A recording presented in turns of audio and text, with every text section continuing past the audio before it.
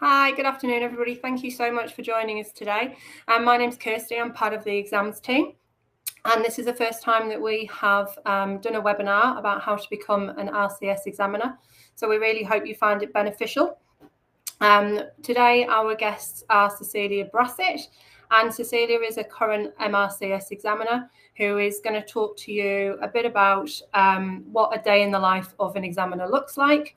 And then we also have my colleagues Boken and Musa, and they're going to talk about the application process and just also give you some tips and tricks on what to expect through the process. We are recording this session, so should you miss anything, don't worry, we will send you the recording in the future. And also, if you have any questions, we recommend putting your questions into the chat panel throughout the session. We've only got 30 minutes, so please feel free to go through that as you speak. If we can go on to the next slide, please. And if we can go on to the next slide. Hi, Celia. Thank you for joining us today. So if you'd able to just talk to us a bit about how long have you been an examiner and just why you became an examiner would be great. Okay, so I joined as an examiner in December 2017, and I received the training during the February 2018 diet of the exam. And as an ex-surgeon, I was very keen to contribute to ensuring high standards for our surgical trainees, and that's why I joined. Quite a few of our senior anatomy demonstrators in Cambridge are also MRCS examiners or assessors, and at least one of them had encouraged me to join. Amazing, thank you. So our next question is just, could you give us a sort of an idea, describe a day in the life of an examiner, just so those that are online can understand what to expect? Okay, so we have a fairly early start at about 7:30, and then we go to our allocated stations to check that everything is in order. This would include any images or equipment or questions and answers on the iPad in the UK and mark sheets if overseas, as well as water and cups for the candidates. And depending on the specific station, we may have a lay examiner and or an actor as well. There are usually about 19 question stations in each circuit with rest stations in between. And so the morning session will last about 4 hours, from 8 to 12, with around 20 to 22 candidates. Then we have a very quick lunch, and we're typically then allocated to a different question station in the afternoon. So we have to go and check it before the afternoon session begins. This lasts from about 1 to about 5:30, again with about 20 to 22 candidates. And there are many opportunities during the day and in the evenings to connect and network with other examiners. And we're also able to provide feedback on the stations to improve the process. Amazing, thank you. And then our final question is, why do you enjoy the role of an examiner? What do you get out of it? I really enjoy being part of the examining team and getting to know the excellent and efficient administrative staff, of course, and connecting with other examiners from other parts of the UK and abroad, and of course meeting the candidates. It's important as an examiner, I feel, to put the candidate at ease as much as possible so that they can answer the questions to the best of their ability. And it's especially gratifying when I recognize some of the previous students and trainees who do really well at my station. Of course, they won't know this, of course, at the time. Amazing. Thank you so much. We might have questions for you later on, but for now you can sit and relax. And then we're just going to go over to my colleague, Musa, who's just going to talk to you about the application process, if we can go on to the next slide. Thank you.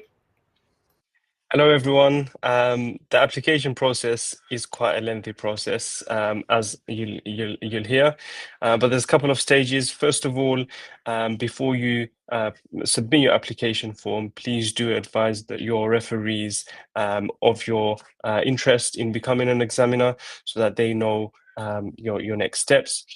Once you've advised your referees, please submit your full completed application form to the RCS of England inbox. When you go through the whole process, you'll know exactly what the email address is. Applications then get sent to the 2 members of the Court of Examiners, and they go through the application as well. Once they've done that, it will be sent off to the ICBSE chair for approval. And once they've approved it, we sit with monthly with the council for a meeting, and we won't be sitting in August. However, every other month we will be sitting. So if you are planning to apply, just keep that in mind, that within that month, the process might take a bit longer for you. Once that has been completed, you will be asked to do an equality and diversity training online, and that is mandatory for everyone to complete. And then you will be invited to one of the diets as well. As I mentioned at the start, the whole application process is quite lengthy. From the beginning to the end of the whole process, it can take between 3 to 6 months. So just bear that in mind, and we'll keep you informed throughout the whole process. We are trying to improve the process and make it a bit faster. So we will be looking at different ways to improving our process. I'll be handing it over to my colleague now, Bokan, who will go through the application itself and how to fill it in. Good afternoon all. As you can see just on the slide is a picture of the new application form as of April 2025. So please, if you are submitting your forms, please use this new version, as the old version will not be applicable anymore, and that's as of April this year. So when you're going through the form itself, please make sure you're filling out all the sections, including on the first page, information of your current membership status. And if you are not a current member, any plans to start paying for membership to be a member with RCS England, as that is necessary to join our Court of Examiners. Now, on the following pages, there is a section for composing your personal statement. So please utilise this section very well, and adding as much knowledge as you have about the Royal College of Surgeons of England, as well as your motivations for joining, as this is very necessary for at least the first stage of application process to exhibit why exactly you'd like to join the Court of Examiners. Now, please do inform your referees prior to submission, as you need to contact them with the forms we will send to you. We do not contact them on your behalf. To make sure that they are aware of what exactly they need to fill in, all the questions are within the form itself, and the time frame that they would like to fill it in for, if you need to fill in this application by a certain period of time. And all information must fit in within the application document itself. So once you've submitted your application, in total it should be this one form and 2 referee documents, so 3 files in total. Please do not attach any CVs or any supporting documents, as they unfortunately will not be assessed. I'll now pass on to Musa. Just a reminder, if you guys do have any questions, do put them into the chat on the right-hand side, and we'll answer those at the end as well. So just some top tips to make the whole process a bit smoother for you. As we've mentioned before, do inform your referees before you actually submit your application, so that they are aware of the fact that they will need to fill out their form for you. Once you have informed them, and when you are completing the application, make sure you fully fill out the whole application, complete the full application, don't leave anything out, as that will hinder your application. And do not handwrite your application. We don't accept any handwritten applications. Do type it all in within the form. Also, write a compelling personal statement. We do read through them, so please do ensure that you do write a compelling personal statement within the application form. And as we mentioned previously, do not attach any documents, any CVs or certificates, as we won't go through them. And lastly, you will need to be a fellow or member of the Royal College of Surgeons of England. Even if you are a member of another college, you still will need to become a member of RCS of England. There is an option to bring it over. If you are a member of another college, you can transfer your membership to the Royal College of Surgeons of England. We will put a link within the chat where you'll be able to see how to become a fellow or member of the Royal College of Surgeons of England.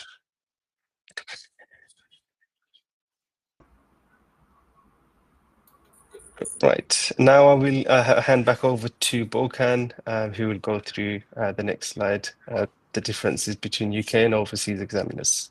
Thank you, Musa. So we're lucky to have a very global and diverse course of examiners composed of overseas examiners and our UK-based examiners. So if you are based in the UK and you're wishing to apply, then you must successfully join a UK-based diet prior to joining an overseas diet, just so you're able to acclimatise yourself with the conduct of the examination. In the UK, we do hold regular diets every year in February, May and October. And should you apply in time, we will inform you at least 3 to 4 months prior to the examination of our specific dates and how we will be able to fit you when you're training in. If you are based overseas, we will invite you to examinations that are either within your home country or in nearby countries to where you live. So please contact us as to which countries that are nearby to you that you would be interested in attending, as well as those countries that you cannot attend for visa or international purposes. And finally, we do have a commitment of 5 days a year. Now, this is flexible, obviously, depending on where exactly you are permitted to examine, but this will be over a 6-year term and then up to a period of renewal after that, should you still be interested. And we hope you are interested in extending your commitment with RCS England's Court of Examiners. So thank you that's all from me. Thank you, Bokan, Musa and Cecilia. If all the speakers can come back online, that would be great. And we've now got time for questions. So we still have 15 minutes. So if you have any questions, please feel free to put them in the chat panel.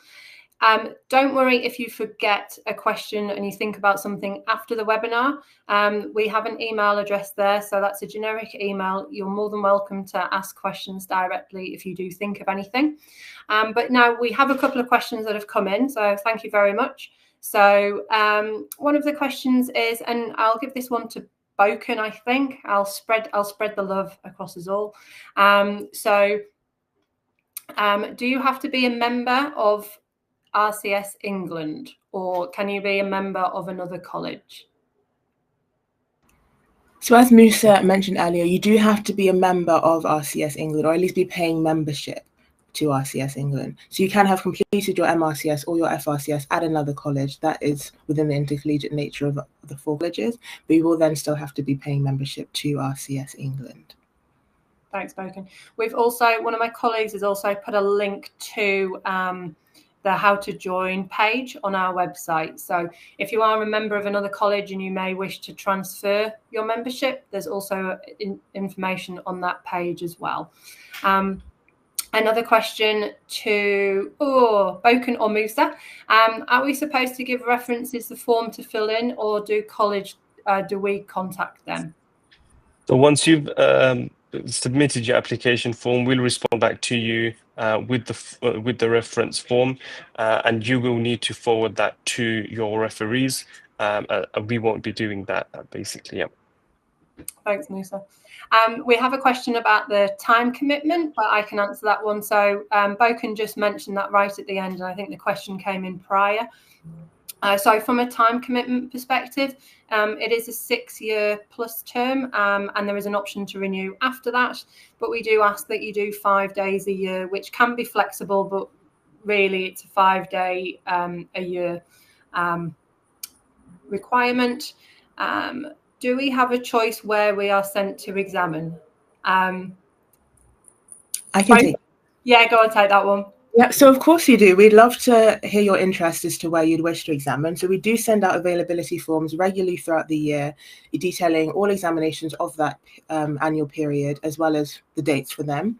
And you'll register your interest through this Google Forms. It'll get back to us, and we will then determine within the team who would be best suitable to attend that examination. Now, this would be after your training. For your training, you would go to the examination centre closest to you, but for actual invitations to the examination, that can be anywhere in the world for those based in the UK and anywhere nearby for those based overseas.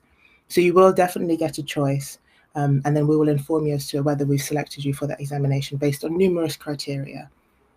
Thanks, Boken. Yeah, we're not going to force you to go somewhere that you don't want to go. We have another question about, can I attach completed course and certificates from an examination enrolment for a different, for the School of Medicine? Musa, I'll pass that one over to you. Okay. So you don't have to do that, as we won't go through the certificates and courses. However, you can mention it within the application form that you have completed that. Amazing, thank you. Cecilia, I will ask a question to you in a moment. These are mainly for Boken and Musa. But another question of, how much notice do you give examiners for dates of each diet? Obviously, we need time to cancel clinics and lists.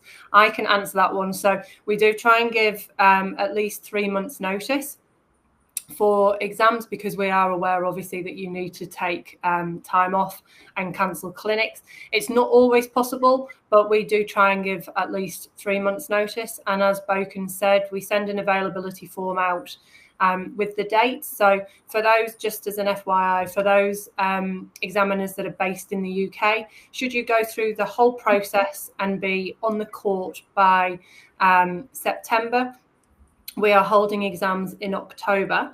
In the UK, they will be based in London. We are just finalising the dates of that, and those dates will be sent through to all examiners based in the UK as soon as we have those confirmed.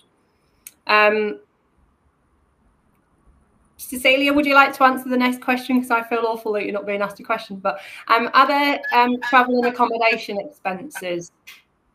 Yes. I mean, accommodation is usually arranged for us, and so that's great, very convenient. And then we do get travel expenses. Cool. Yeah. So we will, as soon as we have information on the diet and selection, we will provide you with the venue and the hotel information, and then breakfast is always included. You get lunch included because you'll be examining, and then there's a £50 a day expense available, and then you would pay for that and claim that back. Another question, thank you so much, is it a requirement to inform formal approval from the present trust we work as consultants before submitting applications? Boken, do you want to answer that, or do you want me to answer that one, or even Cecilia? Cecilia, if you wouldn't mind answering that, actually, please.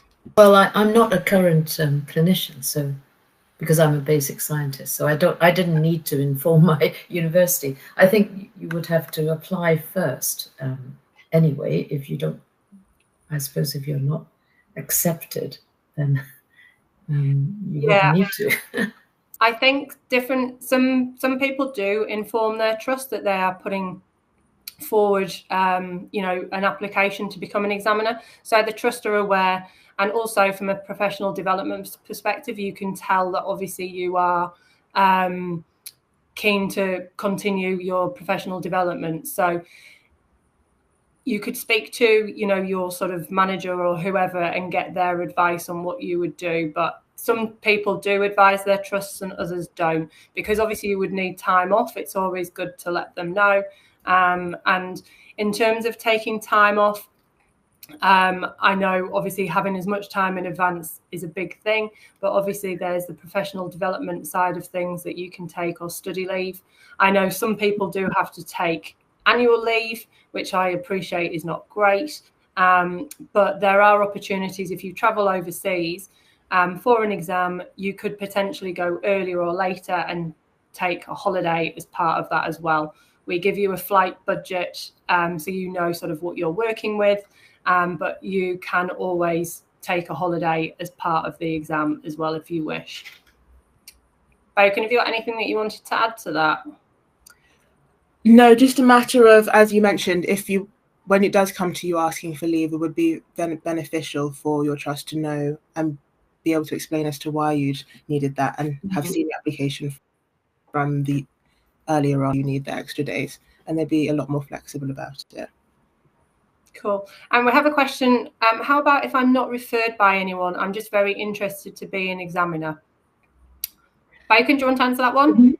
Yeah, well, we do in the form the criteria for the referee's request, and this is by ICBSE standard, that they should be senior colleagues that hold a substantive permanent post in surgery, ideally consultants. It's possible that they have some kind of managerial responsibility over you, just so that they're able to oversee your work and can actually attest to your conduct in clinical practice. And they must be within your current organisation as well. So if you aren't able to find a referee, please just inform us so we can organise a round and potentially ask ICBSE if there are any other colleagues that can be used as a referee for you. But if you can, please do ask for a consultant grade to act as your referee. Thanks, Boken. And while we're talking about referees, we have another question. There's already a form for referee available on the link. So that's the vacancy page that we have with the application form. Can we just submit the application form with the 2 referees already included? Yes, you can. That would be ideal. Some people obviously want to wait and to see if they are eligible to become an examiner, which is absolutely fine as well. But there is the referee form, reference forms within the link that has been sent. So if you want to give your application as well as the reference forms, you're more than welcome to do that as well. Thanks, Musa. I can answer the next question. So we have a question about how many new examiners are taken on board every year or every quarter. It's really hard to say how many we take on board. It's all dependent on availability for those that are coming through the process, but also how many people we may have. Circumstances change, so we don't have a particular figure that we take on every year or every quarter. It's dependent on when the applications come through, how long they take to process. So as Musa said, sometimes people can come through the process in 3 months. So I know we received applications in December, and those people that put applications through was on the court by March. So it's very dependent on the availability of the current examiners and whether anybody's stepping away because their circumstances have changed, as well as the application process. So I'm really sorry, it's really hard to answer that question. Next question is, I understand. Oh, sorry. Sorry. It is a rolling application, so we won't be turning away applications throughout the year. So you can submit at any point of the year. Brilliant. I understand that there's remuneration for the exam, but can you claim the costs incurred? We will talk you through that process once you get to that stage. So you would book your flights and any visas, and then you claim that cost back. But all of that information will be available once you come onto the court and we're talking about the selection process. So hopefully that clears that question up. I think we've just answered the question about how many referees are needed, and one part of that question is, do they need to be current examiners? Boken, do you want to answer that one? No, they do not need to be current examiners, but obviously if they are to write a recommendation, and as they are very well briefed as in the role examining, then that will bolster your application. But it has no impact if they are not current examiners, so don't worry. Great. We also have a question about CPD hours. So can the CPD hours be claimed back when examining? Cecilia, would you like to answer that one? Well, as I said, at the university, I don't need to. You don't no. But yes, you can claim your CPD hours back. Musa? Yes, you can claim your CPD hours back, and we do provide a certificate for that as well. Each examination day is 9 hours.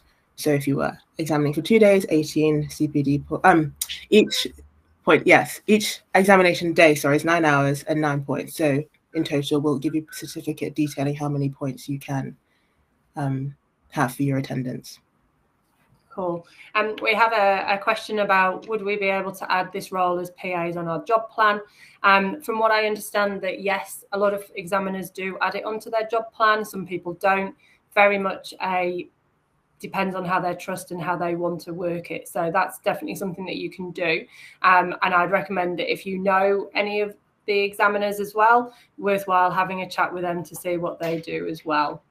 Let me just see if we've got any more questions. Somebody's asked somebody's asked about where the application can be found. So I think we've just added that onto the link. Somebody's a bit confused about the referee process. So can you just move, Boken, can you just confirm the referees, what's required from a referee and who those referees are? Yep, so the details of the referee form should be within the link of the application form as well, but they are 2 separate documents. So if you were to email us separately and just ask for information, then we'll of course send both documents. So they are 2 physically distinct forms online in PDF format, but the referee document does have information as to the criteria of what's necessary for being a clinical examiner. So you yourself as the applicant may wish to refer to the examiner specification criteria when writing your personal statement and so on and so forth, and seeing if you fit the bill to join as an examiner. But they are 2 separate forms, both attached in the link in the chat. Brilliant. Thanks, Boken. And our final question so far, so we've still got a couple of minutes, so if you have any questions, please add them in now. But the final question is, how frequently do the training days occur for new examiners? Boken, would you like to cover that one? Mm-hmm. We do try and hold a training day at least every 3 months, but that's very dependent on everyone's availability and whether they wish to attend the training with online or in person. So when they're online, we do hold them every 3 months, but for the examinations, we do hold them every exam, which is every month.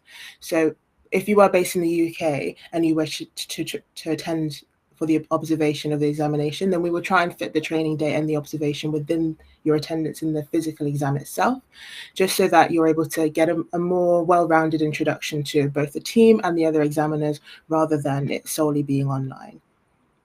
Brilliant. Thank you. Cecilia, is there anything else that you would like to add from an examiner's perspective? Anything that you sort of thought about that you would like to share? Yes, I think in the UK, we tend to have a briefing video about 2 weeks before each exam diet. So we're asked to do that prior to the exam and attend that online, and that's very important. But I believe in overseas diet, the briefing happens on the day. Yeah, that's brilliant. That's exactly it, Cecilia. So the difference between the UK and the overseas is online for the UK and in person for on the day overseas. Boken, one question is, can only consultants apply or associate specialists apply? So we do ask for examiners to have achieved their FRCS and thus be consultant grade level, but it does depend on the level of experience that you have outside of direct clinical practice, and all of that is detailed in the examiner specification criteria checklist that I mentioned before, which is on the reference referee document. So there'll be different confirmations and conjugations that allow for your ability to examine. So if you just manage to look through that, then some specialists will fit the bill, some will not. So it depends on the surrounding experience that you have. Brilliant, thank you. We are spot on 1 o'clock. And then somebody just asked, how soon after the application are you likely to know the outcome if you've been successful or not? So we will keep you up to date as the process goes. So as Musa says, we'll keep you updated once we've gone along all the different steps. We will let you know as soon as we can. So it can be between 3 to 6 months, dependent on just the way that things go with the council meeting, etc. Somebody's asked, they're starting as a consultant in August, so in a couple of months. Can they still apply? Boken? Sorry, where was this one? I'm starting consultant role. So you won't be able to apply now. You'd have to apply when you're in the current post itself. But again, that ties into the conjugations that I mentioned earlier. So you can inform or send us an email separately with just your current career progress as to where you've reached up to now, and then where your post would be in August, and we can see how that would fit in with our application process. And I think a few people have had issues with the application form, so we're going to check that out on the website. When we checked earlier, everything was fine, but So we will have a look. Oh, sorry, Musa, go on. Yeah, so the link that was sent, it was the old form within the chat. So I think that's what the confusion is about. Okay, we will ensure that that's the correct form, and apologies. So thank you so much. I think that's all of our questions answered. Does Cecilia, have you got anything else that you would like to add? No, it's fine. Brilliant. Musa, anything from you? No, that's all. Fabulous. Boken, anything? No, not at all. I just seen one last question about recently having graduated from the college. I think that if that applies to being in recently completed your MRCS, then you have to be 8 years post MRCS to apply as an examiner. But no, nothing else to add. So thank you everyone for your attendance, and we look forward to seeing your applications. Yeah, thank you so much. We know that you're really busy, so hopefully you found this half hour and our first webinar really beneficial. We're always keen to improve. So as I said, we will be sending out the recording in the next few days, and that will also have a link to the application form. But yeah, if you have any thoughts, please feel free to contact us directly. Thanks very much.